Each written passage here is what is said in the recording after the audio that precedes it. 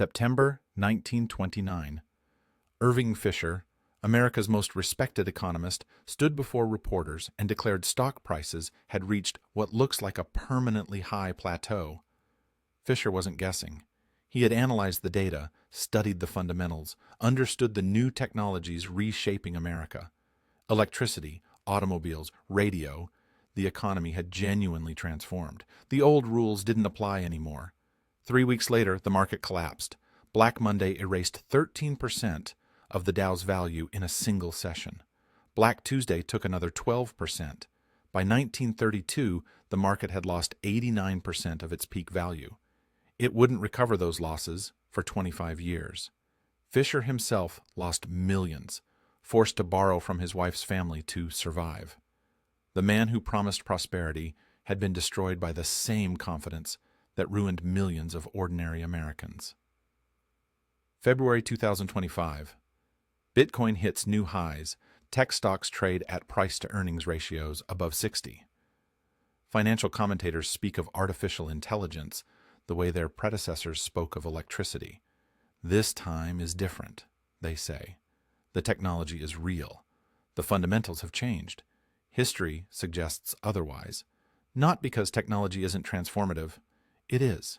But because human psychology follows patterns that transcend technological epochs. The mechanics change.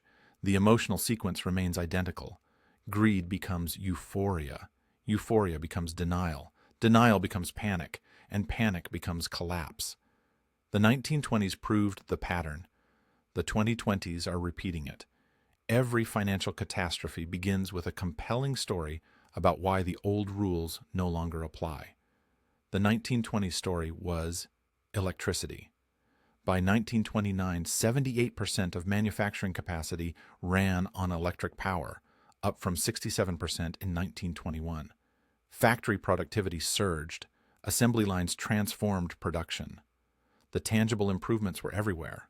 Automobiles, telephones, radios, technologies that genuinely changed how Americans lived and worked. This technological revolution created what investors called the new era, a belief that economic cycles had been eliminated through modern efficiency and innovation. The theory held that consistent productivity gains would generate perpetual prosperity.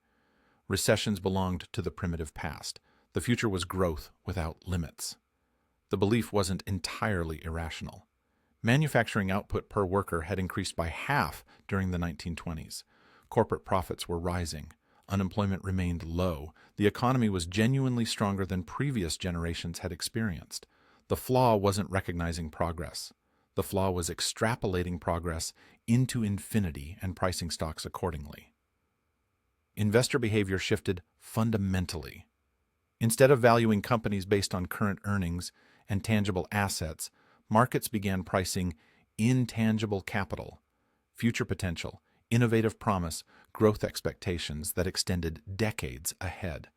Chemical companies were valued not for current production, but for inventions they might develop. Consumer brands were priced not on existing sales, but on hypothetical market dominance.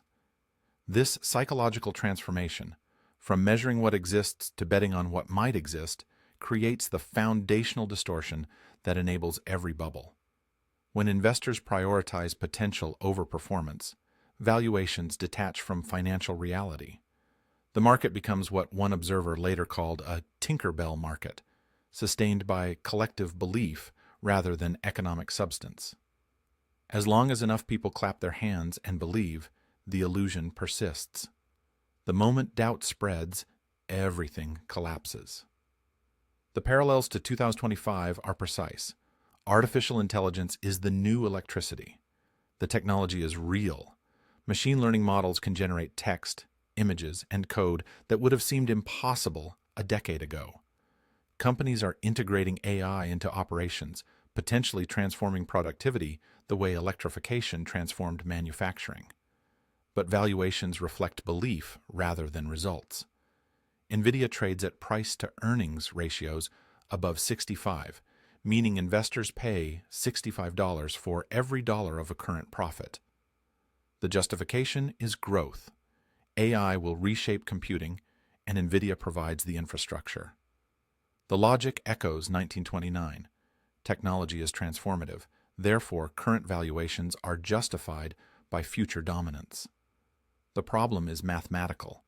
For NVIDIA to justify its current valuation through earnings growth, it must either maintain extraordinary profit margins while expanding into mass markets, or sustain monopoly pricing while competitors emerge. Both scenarios face fundamental constraints. Technology markets commoditize rapidly. Competitors can replicate hardware. Customers resist permanent monopolies. The future growth already priced into the stock may never materialize at the scale investors assume. Yet the market continues climbing because the narrative, AI changes everything, overrides the arithmetic. Investors who question valuations are dismissed as failing to understand the technology. The phrase, "this time is different," gets repeated without irony. The new era delusion persists because human psychology demands stories that justify risk.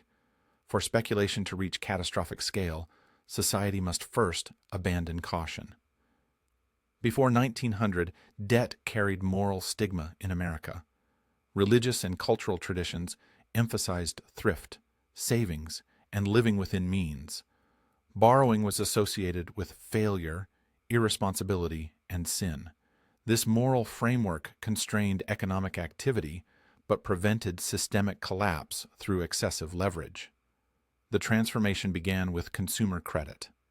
General Motors pioneered the concept of buying automobiles on installment plans.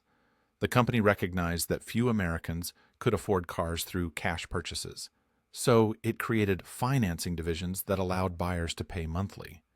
The innovation expanded the market massively. Suddenly, ownership became accessible to millions who lacked savings. The psychological breakthrough wasn't just financial, it was moral. Borrowing to buy a car redefined debt from shameful failure to sensible planning. If debt enabled participation in modern life, it couldn't be immoral. The cultural shift happened rapidly. Within a decade, consumer credit became normalized, then celebrated as democratic progress. Wall Street understood the implication immediately. If ordinary Americans would borrow to buy cars, they would borrow to buy stocks. The same logic applied. Installment purchasing of automobiles enabled access to transportation. Installment purchasing of securities enabled access to wealth. The moral barrier had been broken in consumer markets. Extending it to financial markets required only marketing. Brokerage houses created margin accounts that functioned like car loans. Investors could purchase stocks by putting down 10% of the price and borrowing the remaining 90%. The purchased stocks served as collateral for the loan. As long as prices rose, the system appeared brilliant. Investors earned returns on borrowed money, multiplying gains through leverage. The mechanism democratized stock ownership. Doctors, teachers, shopkeepers, people with modest incomes, but some savings, could participate in markets previously restricted to the wealthy. By 1929, margin loans represented 10 to 20% of the total market value of the New York Stock Exchange. Borrowed money had become the fuel driving prices higher. The cultural transformation was complete. Debt had shifted from moral failing to financial sophistication. Speculation had moved from vice to virtue. The belief in perpetual growth justified any level of leverage because future gains would always exceed current costs. Society had convinced itself that risk was prudence and caution was cowardice. The 2020s have completed the same transformation through different instruments. Consumer debt no longer carries stigma. Credit cards, student loans, auto financing, mortgages, borrowing is considered normal participation in modern life. The moral framework that once constrained leverage has dissolved entirely. But the real parallel is financial speculation. Zero-commission trading apps make stock purchasing as casual as buying consumer goods. Cryptocurrency exchanges offer leverage ratios that would have stunned 1920s brokers. Decentralized finance platforms provide loans collateralized by digital assets, replicating margin mechanics in unregulated environments. The language has changed. Leverage becomes capital efficiency. Speculation becomes investment strategy. Gambling becomes risk-adjusted returns. But the underlying behavior remains identical. Borrowing money to bet on assets priced by narrative rather than fundamentals. The moral barrier that might prevent catastrophe has been eliminated, and the cultural celebration of risk-taking ensures maximum participation before the inevitable collapse. By September 1929, the Dow Jones Industrial Average had reached 381, a six-fold increase since 1921. Stock ownership had penetrated American culture at unprecedented levels. Newspapers published daily market commentary. Radio programs offered stock tips. Barber shops and train stations buzzed with speculation advice. Participation felt not just financially wise, but socially mandatory. The psychological state driving this behavior is called herd mentality. When enough people believe an asset will rise, the collective action becomes self-fulfilling. Prices increase because demand increases. Rising prices validate the original belief, attracting more participants. The cycle reinforces itself until it reaches unsustainable extremes. Fear of missing out, FOMO, becomes the dominant emotion. Watching neighbors grow wealthy through stock ownership creates unbearable psychological pressure. Sitting out the boom feels like irrational cowardice. Joining feels like rational participation in shared prosperity. The emotional cost of exclusion exceeds the intellectual recognition of overvaluation. Margin mechanics amplified this psychology mechanically. With 10% down payments, investors could control 10 times the stock they could buy with cash. A 10% increase in stock price doubled the investor's equity. A 20% increase tripled it. The leverage transformed modest gains into spectacular returns, creating success stories that attracted more participants. The system worked flawlessly in one direction, upward. But leverage cuts both ways. A 10% decline in stock price eliminated the investor's entire equity. A 20% decline put them underwater, owing more than the collateral was worth. The broker would issue a margin call, a demand for additional cash to restore the required collateral ratio. If the investor couldn't produce the cash, the broker liquidated the stocks to recover the loan. This mechanism guaranteed that any significant price decline would trigger forced selling. Margin calls would force liquidations. Liquidations would push prices lower. Lower prices would trigger more margin calls. The leverage that amplified gains upward would amplify losses downward with mechanical inevitability. But in September 1929, euphoria overrode analysis. Stock prices had reached levels that no fundamental metric could justify. Price-to-earnings ratios for the Dow exceeded 33, far above any historical precedent. The only justification was future growth, the new era theory that productivity gains would generate earnings sufficient to validate current prices. Irving Fisher embodied this confidence.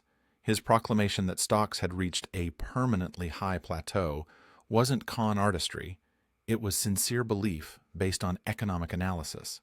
Fisher saw the productivity improvements, the technological transformation, the sustained growth. His mistake was assuming the trajectory would continue indefinitely and that current prices represented fair value for that infinite future. Financial institutions reinforced euphoria through action.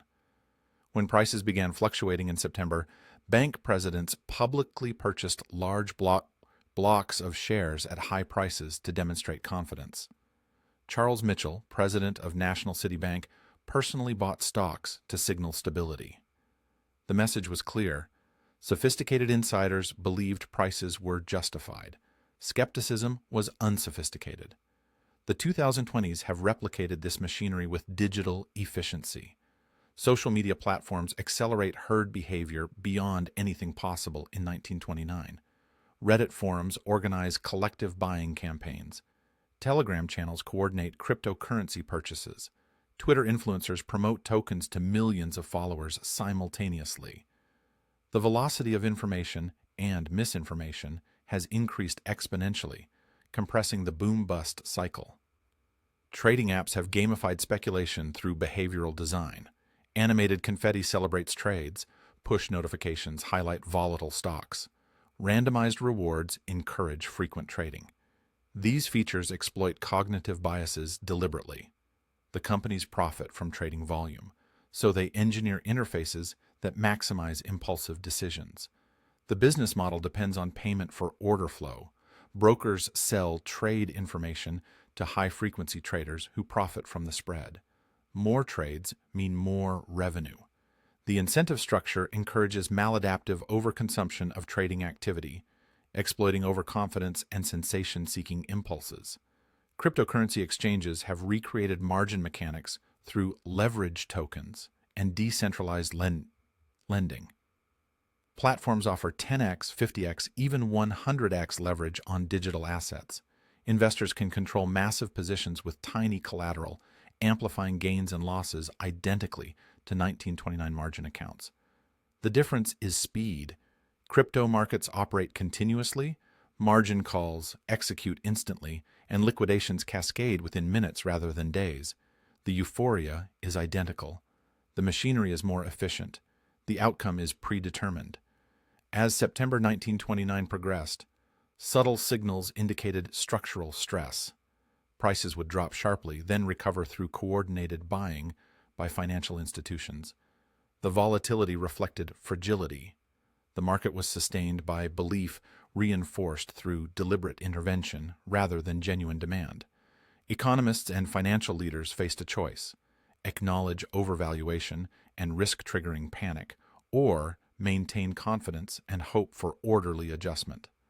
The latter option always wins because the incentives favor short-term stability over long-term honesty. Institutions have immediate interests in preventing collapse. Their assets, their reputations, their political relationships depend on market stability. Irving Fisher's permanently high plateau declaration exemplifies this dynamic. Fisher likely recognized some overvaluation, but believed that acknowledging it would cause unnecessary panic. Better to maintain confidence and allow gradual adjustment than spark catastrophic selling through pessimism. The calculus was political and social, not purely analytical. John Kenneth Galbraith later observed that men of business consistently delay confronting instability because long-run salvation has never been highly regarded if it means disturbance of orderly life and convenience in the present. The future crisis is theoretical. The present inconvenience is immediate. Institutions choose present convenience repeatedly until the future crisis becomes present catastrophe. The moral failure compounds because sophisticated actors know better. They understand overvaluation. They recognize fragility, but they continue participating and encouraging others to participate, because admitting the problem means accepting responsibility for the consequences. Easier to maintain the illusion until it collapses on its own, at which point the blame can be distributed across impersonal market forces. The 2020s demonstrate identical institutional denial. Financial commentators warn the market feels like a new roaring 20s, while simultaneously explaining why AI justifies current valuations. The contradiction is obvious, but psychologically necessary. Acknowledging the bubble means choosing sides: either maintain credibility by calling the top early and looking foolish during continued gains, or maintain access by endorsing the boom and sharing blame for the eventual crash. Regulatory agencies display the same pattern. The Securities and Exchange Commission was reportedly investigating FTX's handling of customer assets months before the exchange collapsed in November 2022. No enforcement action occurred. The investigation proceeded quietly while customers continued depositing billions into an insolvent exchange. Only after the spectacular failure did the extent of fraud become public.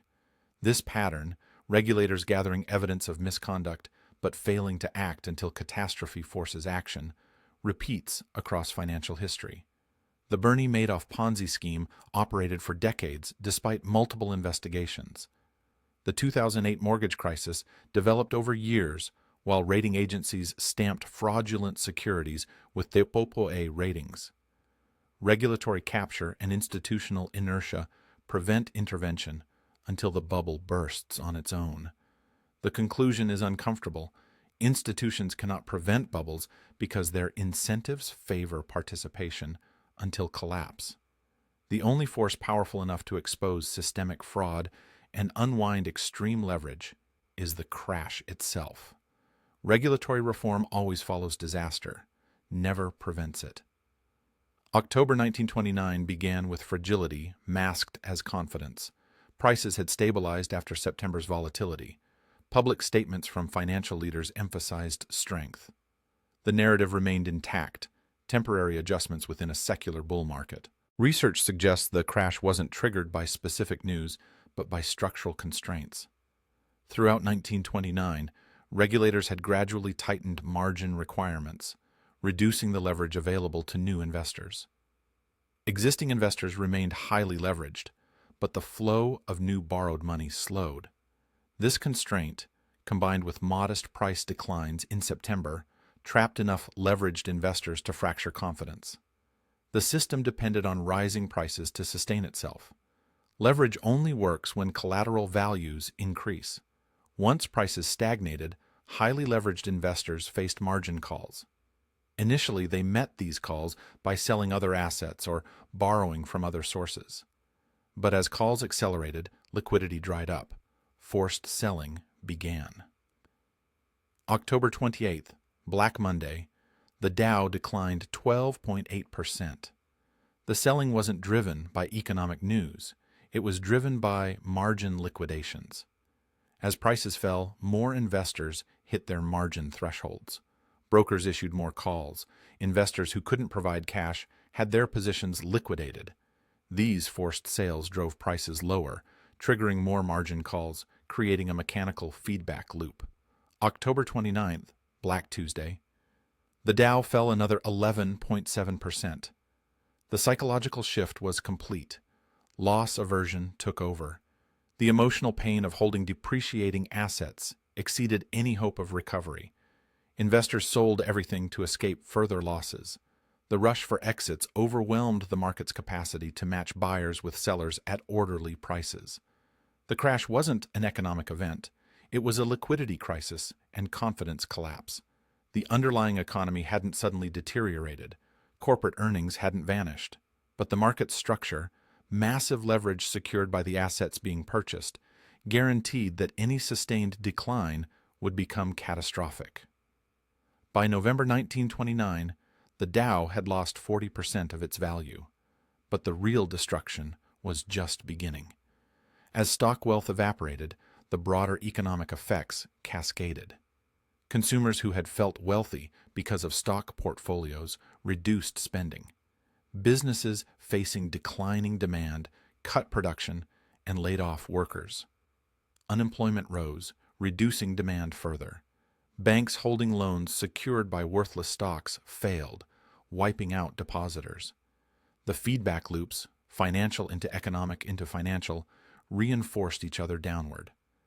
By July 1932, the Dow had reached 41, a loss of 89% from the September 1929 peak. The recovery took 25 years. It wasn't until November 1954 that the Dow regained the 381 level reached before the crash. This duration matters profoundly. A generation of investors lost everything and never recovered. The psychological trauma embedded itself in American culture. Even after 2 decades of economic growth and market recovery, only 7% of middle-class households preferred stocks over savings bonds in 1954. The memory of collapse outlasted the collapse itself. The 2020s have demonstrated that modern markets can collapse with even greater speed. The Terra Luna cryptocurrency ecosystem wiped out $50 billion in 3 days in May 2022.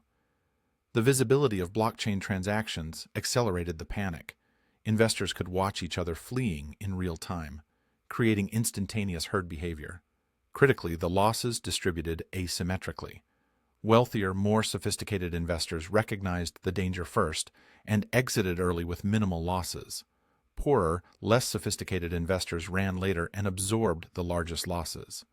Information advantage and wealth determined who escaped and who got crushed.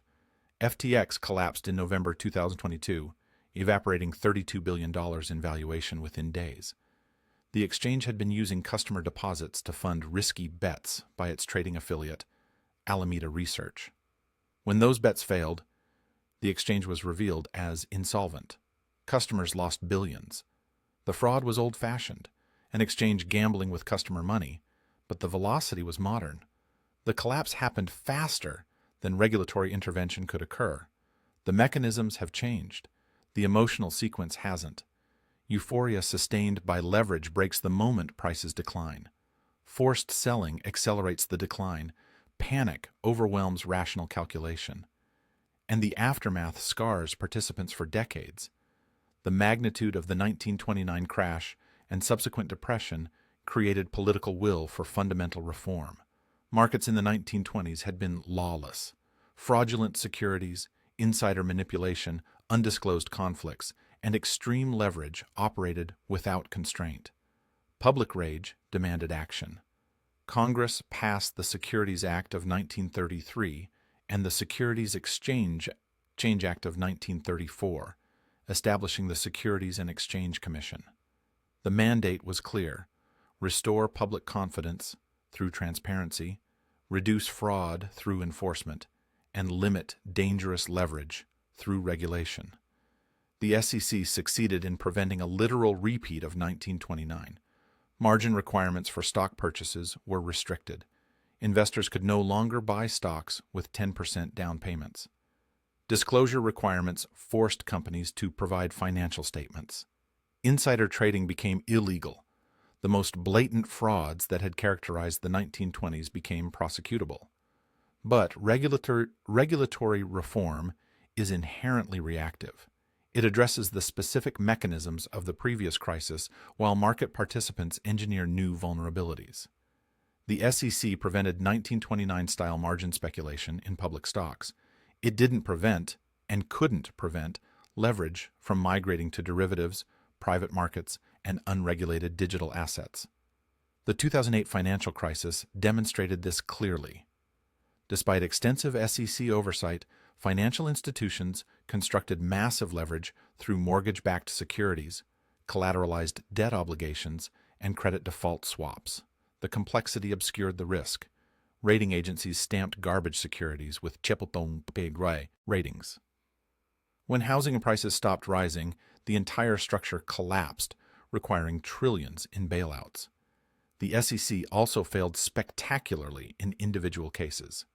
Bernie Madoff operated a Ponzi scheme for decades despite investigations.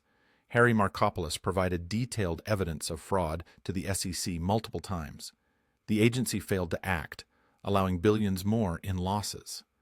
The institutional explanation was bureaucratic incompetence, but the pattern suggests deeper problems: regulatory capture, risk aversion, and insufficient resources to match sophisticated fraud. The 2020s have revealed the newest regulatory gap: cryptocurrency and decentralized finance. These markets operate largely beyond SEC jurisdiction. Exchanges offer leverage ratios that would be illegal for stock brokerages. Stablecoins function as unregulated banks. Decentralized lending protocols recreate traditional banking without any oversight. The FTX collapse illustrated the problem perfectly. The exchange operated offshore, beyond U.S. regulatory reach. It mixed customer deposits with proprietary trading funds, activity that would trigger immediate enforcement in regulated markets. It collapsed owing billions to customers who had no recourse. The SEC began investigating only after the fraud became public. The fundamental insight is uncomfortable. Regulation prevents the previous crisis from repeating exactly, but cannot prevent the next crisis from occurring differently. Financial innovation moves faster than regulatory capacity. Market participants are motivated to find loopholes. And political will for enforcement emerges only after catastrophe, never before. The only force that reliably exposes fraud and unwinds excessive leverage is the crash itself. The bubble burst reveals what regulators missed, prosecutes what institutions ignored, and resets valuations that became absurd. The destruction serves as the ultimate regulator, brutal, indiscriminate, but effective. Financial history doesn't repeat precisely, but human psychology ensures it rhymes. The 1920s boom was driven by electricity, automobiles, and radio. The 2020s boom is driven by artificial intelligence, cryptocurrency, and social media. The technologies are different. The emotional sequence is identical. Greed begins with genuine innovation. Electricity did transform manufacturing. AI is transforming computing. The initial optimism has rational foundation. But rationality evolves into irrationality as investors extrapolate present progress into infinite future growth. Valuations detach from fundamentals. Prices reflect belief rather than earnings. Euphoria spreads through herd behavior. Success stories attract participation. Watching others profit creates unbearable FOMO. The psychological pressure to join exceeds the intellectual recognition of overvaluation. Leverage amplifies both gains and social proof. Early participants make extraordinary returns, validating the boom and attracting more capital. Denial emerges when early warnings appear. Sophisticated observers recognize overvaluation but can't predict timing. Institutions have incentives to maintain confidence rather than trigger panic. Experts reassure the public. Financial media balances warnings with optimism. The cognitive dissonance, knowing prices are excessive while hoping for continued gains, becomes normalized. Panic arrives suddenly. A constraint, tightening credit, regulatory action, external shock breaks the fragile equilibrium. Forced selling begins. Leverage mechanisms reverse from amplifying gains to amplifying losses. The rush for exits overwhelms the market's capacity to absorb selling. Prices collapse faster than participants believed possible. The aftermath traumatizes survivors. Wealth destruction is profound. Recovery takes years or decades. Regulatory reform addresses the specific mechanisms of the crisis. And within a generation, new technologies create new narratives that justify new speculation using new leverage instruments that regulators don't yet understand. The pattern persists because human emotion is constant. Greed doesn't disappear. Overconfidence remains. Loss aversion endures. Technology changes rapidly. Psychology doesn't change at all. The 2020s are following the script precisely. Tech stocks trade at valuations justified only by decades of perfect execution. Cryptocurrency markets operate with leverage ratios that guarantee catastrophic unwinding when prices decline. Trading apps exploit cognitive biases to maximize impulsive speculation. Retail investors organized through social media coordinate buying campaigns based on emotion rather than analysis. The differences from the 1920s are speed and scale. Information moves instantly. Markets operate continuously. Leverage can be 100x rather than 10x. The boom inflates faster. The bust will deflate faster. But the emotional arc, greed to euphoria to denial to panic, remains unchanged. For individual investors, the lesson is simple. Skepticism and discipline are the only defenses. Refusing to chase momentum feels like cowardice during booms. It's actually prudence. Avoiding leverage feels like missing opportunity. It's actually survival. Valuating assets based on current earnings rather than future narratives feels unsophisticated. It's actually rational. The market will boom again. New technologies will enable genuine progress. Narratives will emerge explaining why old rules don't apply. Leverage will be repackaged with new terminology. Participation will feel mandatory, and the cycle will complete itself with mathematical inevitability, destroying the wealth of those who believed this time was different. History doesn't offer escape from the pattern. It offers only recognition. The bubble is here. The crash is coming. The only variable is timing.